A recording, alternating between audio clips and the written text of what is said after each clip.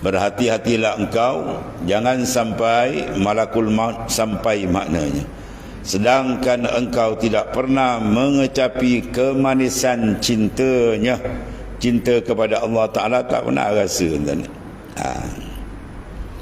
Kalau tak ada, maknanya satu perkara yang sangat-sangat besar maknanya.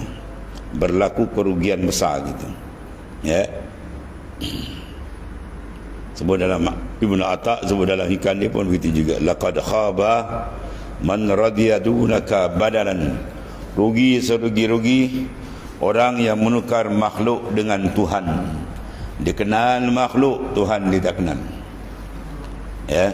Dia ingat ke makhluk, Tuhan dia tak ingat. Dia besarkan makhluk, Tuhan dia tak besarkan. Walaupun lidah dia kata Allahu Akbar, tapi dalam qalbi dia tak ada kebesaran Tuhan. Dunia yang dia besarnya, pangkat yang dia besarnya. Ya, itu semua mana orang tertipu. Laqad khabah, rugi serugi-rugi, man radiya dunaka badalan, orang yang menukar makhluk dengan Tuhan. Sebab sini sama disebut sini bahawasanya satu kerugian besar berlaku.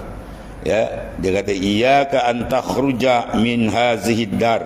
Jaga-jaga jangan kamu keluar daripada dunia ni. Mana jangan kamu mati besok dan kita makin dekat dan tapi besok lusa jalan wallahu alam. Ya, sedangkan kamu tak pernah merasakan kelazatan, kenikmatan sebenar dengan Tuhan.